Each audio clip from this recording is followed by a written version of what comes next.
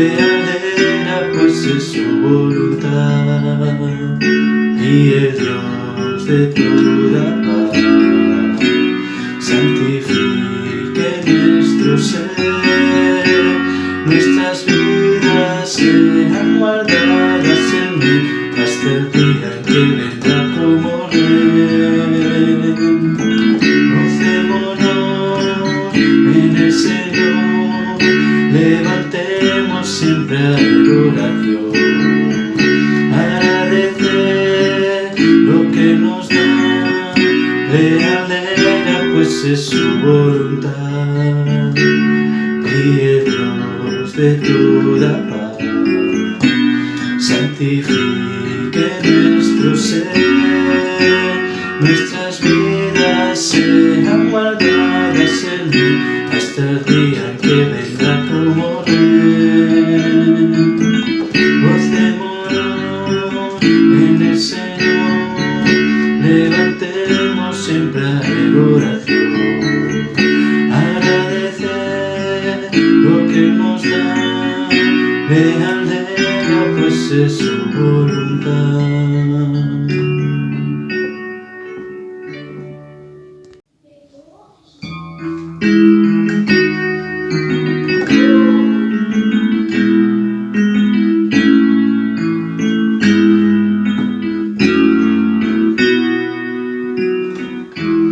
Nadie como tú,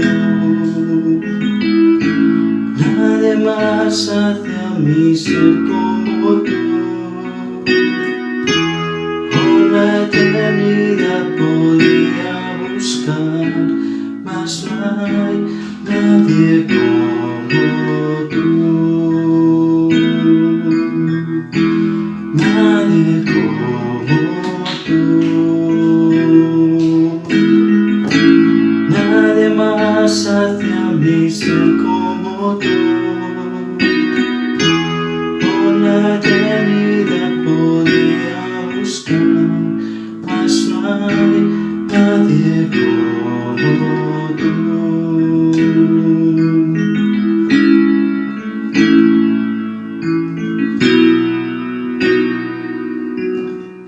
Tu gracia fluye cual río de amor, tu mano trae sanidad,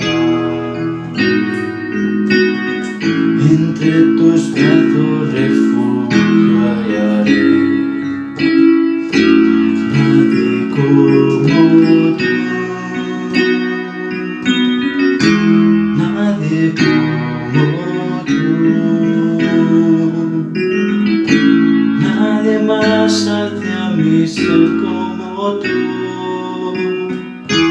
Por la eternidad podría buscar, mas no hay nadie como tú.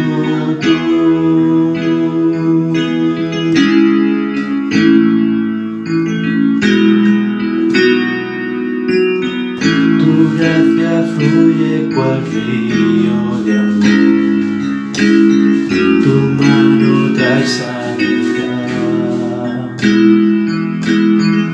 entre tus brazos refugio hallaré,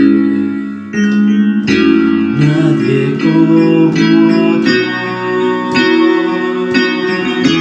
nadie como tú, nadie más hacia mí ser como tú. Por la eternidad podría buscar, mas no hay nadie como tú.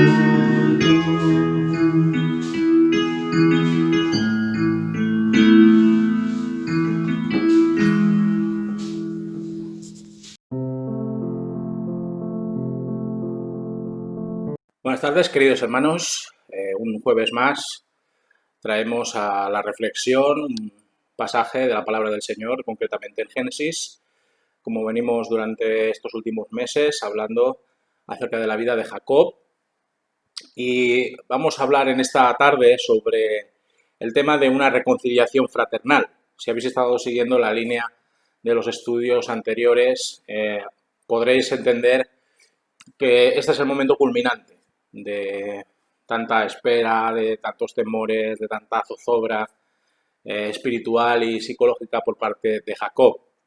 El texto en el que nos vamos a centrar en esta tarde se encuentra en Génesis capítulo 33. Y a modo de introducción, decir que no hay nada más triste que contemplar impotentes como dos o más hermanos se pelean delante del resto de la gente. No existe cosa más deplorable e inquietante que dos o más parientes se enfrenten ferozmente en una encarnizada lucha por asuntos puramente materiales. No podemos pensar en nada más amargo que constatar que dos personas unidas por lazos sanguíneos se lleven a matar, se intercambien golpes e improperios, se lancen reproches y acusaciones terribles ante la mirada estupefacta del vecindario.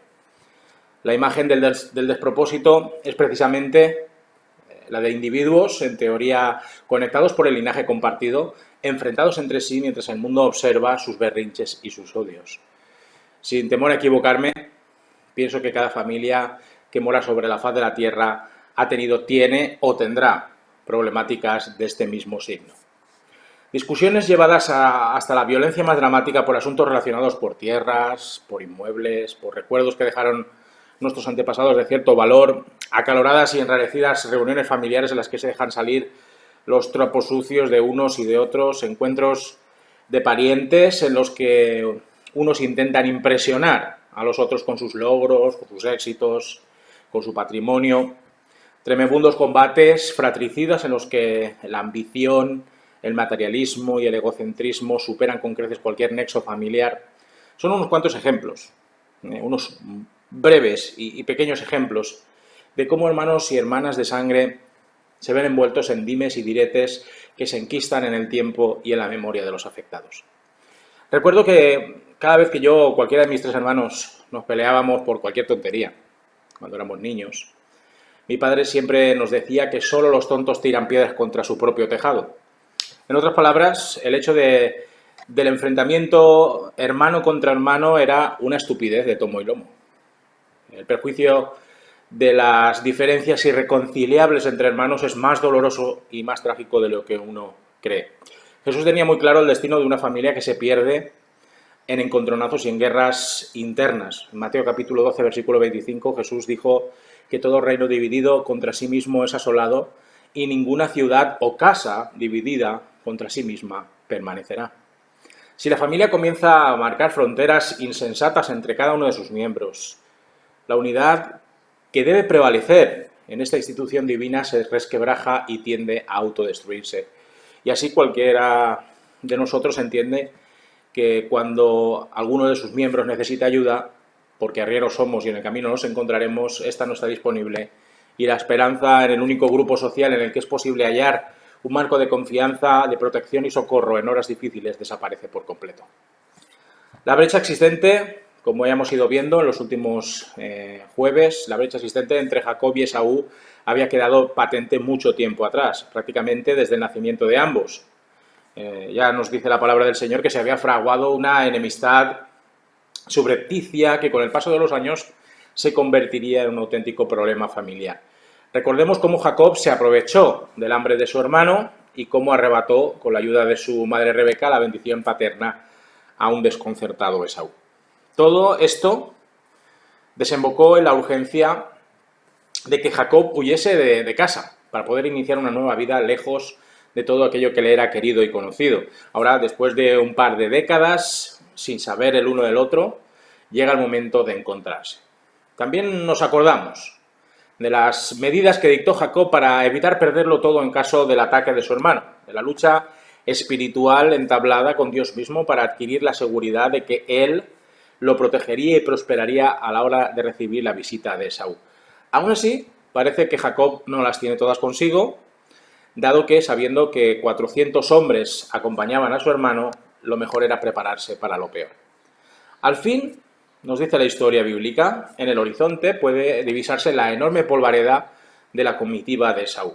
Vayamos al texto, del capítulo 33 de Génesis, versículos 1 y 2. Alzó Jacob sus ojos y vio que venía Esaú con 400 hombres. Entonces repartió él los niños entre Lea, Raquel y las dos siervas, Puso las siervas y sus niños delante, luego a Lea y sus niños, y detrás a Raquel y a José. Es curiosa la manera que Jacob escoge para recibir a su hermano, sobre todo en aquello que tiene que ver con la organización de la recepción familiar. De algún modo, esta estructura de bienvenida responde a los verdaderos afectos que Jacob sentía, tanto por sus esposas como por sus hijos. Jacob escenifica un escalafón de prioridades sentimentales al colocar en primera línea a sus siervas, a las siervas de sus esposas, a sus respectivos retoños. En segundo plano vemos a Lea y a sus criaturas, y como si de una joya preciosa se tratase, ubica junto a sí a su amada Raquel y a José, producto de la existencia de su amor y de la voluntad bendita de Dios. Si Esaú decidía hacerse con parte de su familia como esclavos o como siervos, o escogía matar a algunos, era preferible que fuesen primero sus concubinas y sus hijos. Es terrible, ¿no? Por otra parte, constatar el favoritismo tan claro que se manejaba dentro de la familia, y esto, como ya veremos en su momento, lo único que propiciaría es más de un quebradero de cabeza. Esaú detiene su montura delante de la familia de Jacob, y su inescrutable rostro no parece desvelar la intención que trae con respecto a su hermano pequeño. Por eso Jacob echa el resto y promueve la esperanza de un buen trato con su primera acción. Vayamos al texto, versículos del 3 al 7. Y él pasó delante de ellos, es decir, Esaú, y se inclinó a tierra 7 veces hasta que llegó a su hermano. Pero Esaú corrió a su encuentro y echándose sobre su cuello lo abrazó y besó. Los dos lloraron. Después Esaú levantó sus ojos y vio a las mujeres y a los niños y dijo: ¿Quiénes son estos? Son los niños que Dios ha dado a tu siervo, dijo Jacob. Luego vinieron las siervas y sus hijos y se inclinaron. Vino Lea con sus hijos y se inclinaron. Y después llegaron José y Raquel y también se inclinaron. Como indicio claro de que Jacob debía allanar el camino a un restablecimiento de las relaciones fraternales con Esaú, este se prosterna humildemente por 7 veces. Como sabemos, el número 7 implica perfección y plenitud en la cábala judía. Y al inclinarse esta cantidad de ocasiones, no quería decir, ni más ni menos, que su sometimiento a la voluntad de Esaú era completa y sincera. No recurre al peligroso recordatorio de que tanto la primogenitura como la bendición paterna le pertenecían, y por ello, aquel que debía rendir tributo era Esaú y no él. Hubiese sido un error garrafal y una ofensa gravísima. Jacob, con la madurez y la sabiduría que le han dado los años de estancia en Padán Aram, opta por rebajarse ante su hermano y así propiciar un ambiente respirable, desde el que poder restaurar el lazo fraterno antaño roto.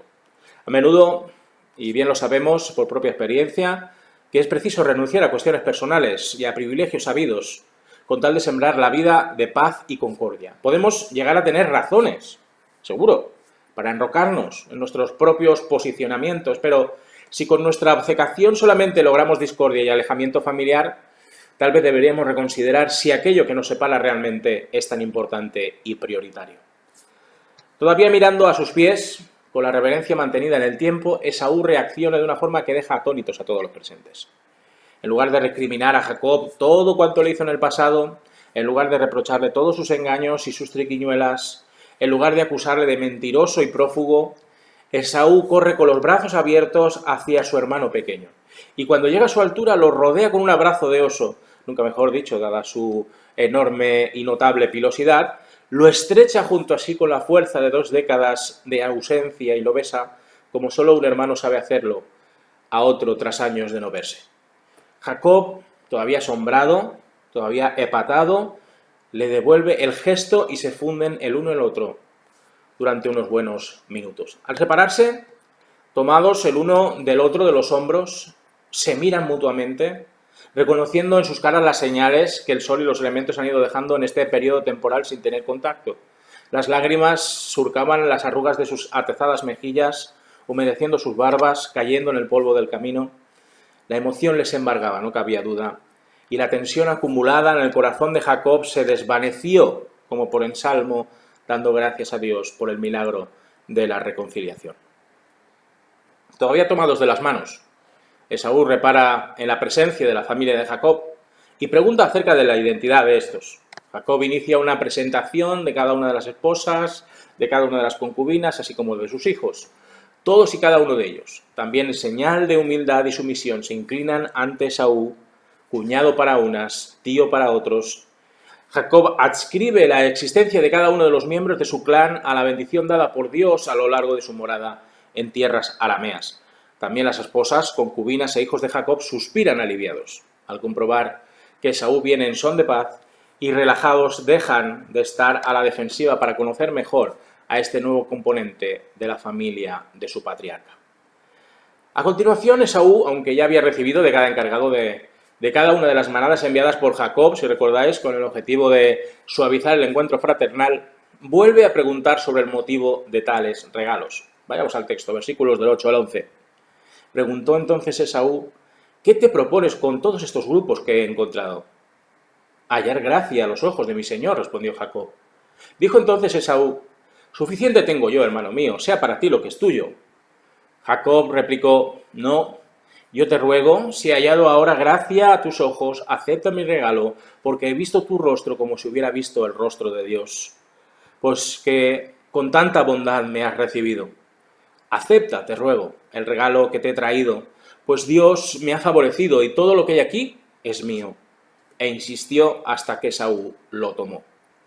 Como ya vimos en el estudio anterior, Jacob había pensado que la estrategia de mandar una serie de buenos regalos escogidos todos de entre lo mejorcito de sus rebaños, de hacerlo de forma espaciada, podría enternecer y predisponer positivamente el corazón de Esaú hacia su persona. Jacob buscaba congraciarse con su hermano, prevenir cualquier furibundo ataque por su parte y aplanar el terreno para una posible reconciliación fraternal. Esaú asiente y sonriendo le dice a Jacob que se quede con todo lo que ha ido recogiendo a lo largo de su ruta, porque él mismo también ha sido bendecido y prosperado y no necesita nada de su hermano. Jacob insiste y explica de una manera muy hermosa la razón de por qué debe quedarse con el obsequio ofrecido.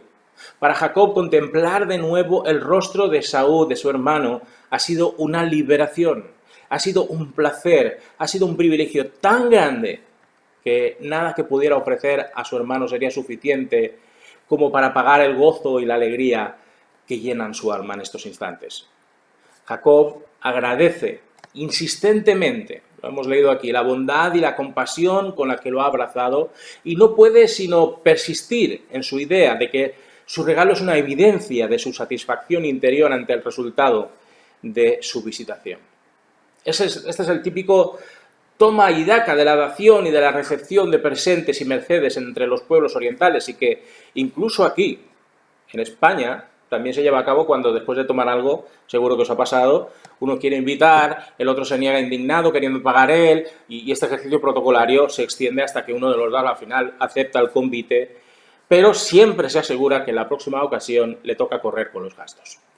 En definitiva, Esaú consiente en ser agraciado con los dones de Jacob y los acepta de buen grado para zanjar el regateo tradicional. ¿No os ha pasado que cuando algo sale fantásticamente bien en la vida, siempre queda como un pensamiento recóndito que nos dice que todo es demasiado bueno para ser verdad?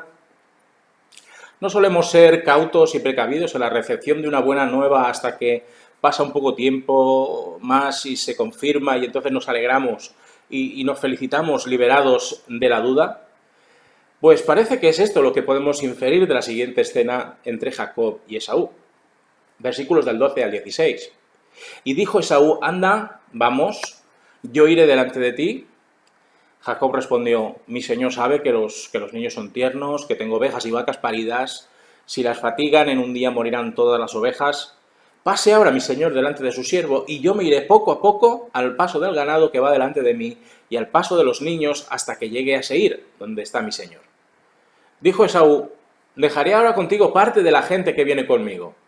Jacob respondió: ¿para qué, si he hallado gracia a los ojos de mi señor? Así volvió Esaú aquel día por su camino a Seir.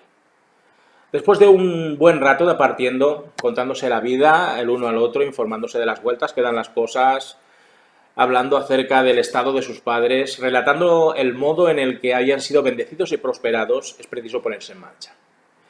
Esaú sugiere a Jacob ir juntos por el camino, colocando unos 400 hombres de escolta a fin de evitar problemas con bandoleros y fieras salvajes. Era una oferta tentadora, dada la proliferación de amenazas en la senda que llevaría Jacob junto con sus padres. Jacob, sin embargo, rechaza amable y educadamente este ofrecimiento, apelando a que sus hijos todavía eran unos tiernos niños incapaces de seguir el ritmo imprimido por las huestes de Saúl. Además, añade la inconveniencia de emprender el viaje a marchas forzadas, dado que muchas de las ovejas, muchas de las vacas de sus rebaños estaban todavía un tanto débiles al parir hacía relativamente poco tiempo. Jacob necesitaba quedarse donde estaba durante un periodo temporal significativo, con la meta de cuidar de su familia y de sus ganados. No sabemos si fue una excusa para evitar acompañar a Esaú o si de verdad era una realidad de la que debía hacerse cargo. Pero lo que sí sabemos es que Esaú acepta esa justificación, no sin antes querer dejar a algunos de sus hombres como protección. Jacob declina una vez más la oferta de su hermano, reincidiendo en la idea de que si ya cuenta con su benevolencia y cuenta con su amor fraterno, no necesitará de su ayuda en lo que resta de travesía. Esaú entonces pica espuelas, sin al parecer notar nada extraño en este rechazo de auxilio, para regresar a su tierra en Seir, esperando que Jacob llegase unos días más tarde.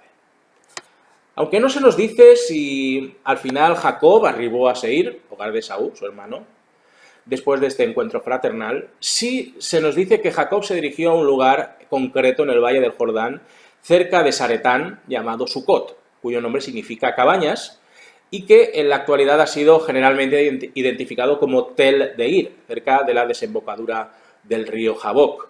Vayamos al texto, versículos del 17 al 20. Y Jacob fue a Sucot. Allí se edificó una casa e hizo cabañas para su ganado, por tanto, puso por nombre Sucot aquel lugar.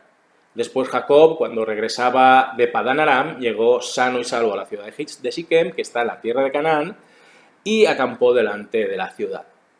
Compró a los hijos de Hamor, padre de Siquem, por 100 monedas, la parte del campo donde había plantado su tienda, erigió allí un altar y lo llamó el Elohe Israel. Con sus ganados a buen recaudo en Sucot, Jacob cruza el río Jordán para establecerse junto a su familia en las inmediaciones de la ciudad de Siquem, ya en tierras cananeas.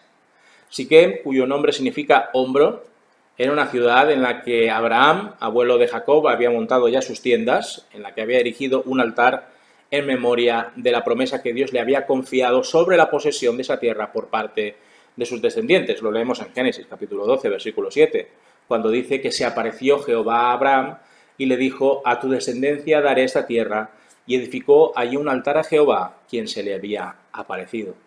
Jacob seguramente habría escuchado de sus padres la historia de esta epifanía, y por ello su sueño sería poder habitar en los contornos de Siquem. Siquem se halla entre el monte Gerizim al sur y el monte Ebal al norte, dos lugares ampliamente conocidos por sus lugares altos de adoración. A 50 kilómetros al norte de Jerusalén y a 9 kilómetros al sureste de Samaria, su ubicación se encontraba en el fondo del valle de Mabazá, una garganta que comunicaba el litoral de Palestina con la cuenca del Jordán. Era un lugar estratégico en muchos sentidos, apetecible para cualquier persona que quisiese vivir cerca de una metrópolis desarrollada. Actualmente es conocida como Naplusa o Nablus, una contracción del nombre que le pusieron los romanos durante su ocupación, Neápolis. En primera instancia, Jacob simplemente acampa en los alrededores de Siquem, pero con el tiempo decide comprar un terreno que él pueda llamar propio. Propone un trato de compraventa a una familia de los habitantes de Siquem, los hijos de Hamor, que tenían mucho poder en la ciudad y cuyo destino veremos en el siguiente estudio. Por 100 monedas de oro, una nada despreciable cantidad de dinero en aquella época, Jacob adquirió un espacio en el que poder asentarse por largo tiempo. Para culminar su presencia en territorio cananeo, erige un altar como el que su abuelo Abraham había levantado para agradecer a Dios su misericordia y su bendición y reconocer de alguna manera que el Señor era cumplidor de sus promesas. Este altar recibirá un nombre muy especial, muy hermoso, el Elohe Israel, cuyo significado es Dios de Israel. Jacob por fin había entendido que el Dios de Betel, el Dios de sus antepasados, era fiel y veraz en sus compromisos y en sus pactos. Ahora Jacob, tras miles de evidencias del cuidado de Dios, liga su identidad, liga su esencia, liga sus destinos a Dios para siempre. Para terminar, queridos hermanos, está claro que nosotros no necesitamos alzar un altar como el que construyó Jacob para levantarlo en cada uno de nuestros corazones y decir de viva voz que Dios es el Dios de nuestras vidas. Son tantas experiencias, hermanos, tantas vivencias, tantos momentos en los que hemos visto su provisión, su cuidado, su comunión, sus milagrosos hechos, que nuestra alma se halla inextricablemente unidas a la voluntad del Señor. Nuestro mayor testimonio en este mundo es confesar y reconocer a Dios como el centro de nuestro universo particular. Y una de las maneras en que podemos honrar a Dios, en las que debemos incidir en nuestro estilo de vida, es precisamente ejercitar y fomentar la reconciliación, sobre todo entre familiares, entre hermanos, entre padres e hijos, entre generaciones, entre cónyuges. Es posible reconducir situaciones desagradables que lastran la armonía familiar, es posible restañar las heridas infligidas en las peleas entre parientes y es posible recuperar esa relación que se dañó, que enfermó y que prácticamente está pendiente de un hilo para morir y desaparecer para siempre. Todo es posible si te aferras a Dios, si intercedes por las personas enfrentadas y pides la bendición al Señor de un encuentro fraternal liberador y lleno de amor. Tengamos siempre presentes, y con esto quiero terminar, las palabras de nuestro Señor Jesucristo en Mateo capítulo 5, versículo 9. Bienaventurados los pacificadores, porque serán llamados hijos de Dios. Que el Señor bendiga y hasta el domingo.